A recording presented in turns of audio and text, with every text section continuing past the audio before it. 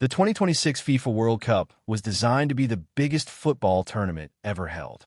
With 48 teams, 104 matches, and 3 host nations, FIFA expected record-breaking profits and millions of traveling supporters.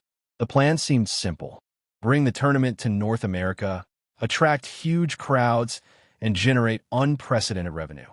For years, FIFA promoted the event as a historic celebration that would transform football. Officials predicted packed stadiums, sold-out hotels, and a massive influx of international visitors. But as preparations continued, early signs suggested reality might not match expectations. Reports from several host cities indicated lower-than-expected travel demand. Some hotels reduced prices, while tourism experts quietly lowered attendance forecasts. Instead of a flood of football supporters arriving from around the world, growth appeared slower than anticipated. Questions started emerging. Had FIFA overestimated demand? Were travel and accommodation costs becoming too expensive for ordinary fans? The organization had built its biggest tournament ever around one major assumption: that the American market would deliver endless growth. Now, that assumption was being tested. What was supposed to be football's greatest financial success story was beginning to face serious challenges long before the opening match. As concerns about attendance grew, another issue moved into the spotlight: politics. Hosting a global event in the United States brings enormous opportunities, but it also means dealing with immigration rules, visa requirements, and international relations.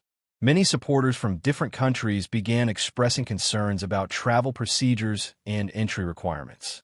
For some fans, the process appeared uncertain and complicated. Others worried about costs, delays, or changing regulations. The situation created a difficult problem for FIFA. A World Cup depends on fans from every corner of the globe traveling freely to support their teams. The atmosphere, culture, and excitement that make the tournament special come from international supporters filling stadiums and cities. However, FIFA has limited control over national immigration policies. The organization can organize matches and events, but governments determine who enters their countries. That reality exposed a vulnerability in FIFA's plans. When a tournament becomes larger and more ambitious, it also becomes more dependent on factors beyond football itself. The 2026 World Cup wasn't just a sporting event anymore. It had become connected to economic and political discussions taking place around the world. Another major criticism focused on ticket prices. Many football supporters argued that attending matches had become increasingly difficult for average fans. Travel costs were already significant. Hotels and transportation added additional expenses. Then ticket prices pushed the overall cost even higher. For countless supporters, attending the World Cup started to feel less achievable than in previous tournaments. This sparked an important debate. Should the World Cup primarily be a celebration for football fans, or has it become a premium entertainment product aimed at wealthier audiences? Critics argued that football's biggest tournament should remain accessible to ordinary people. Supporters of FIFA's approach responded that organizing an event of this size requires enormous investment and resources. Both arguments had merit. However, concerns grew when reports suggested that some matches still had tickets available close to kickoff. For many observers, that raised a troubling question. If football's biggest event struggles to sell every seat, could pricing be part of the problem? The discussion quickly became one of the most controversial topics surrounding the tournament. As the tournament approaches, FIFA finds itself facing one of the biggest challenges in its modern history. The organization envisioned a World Cup that would break every previous record.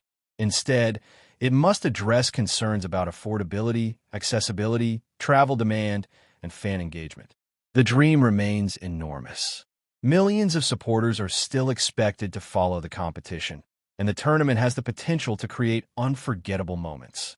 But the road to success may be more complicated than FIFA originally imagined. The 2026 World Cup represents more than football.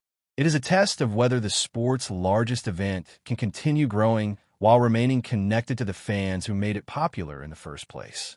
The outcome will not be measured only by goals, trophies, or champions. It will also be measured by packed stadiums, passionate supporters, and the ability to bring the football world together. As kickoff approaches, one question remains unanswered.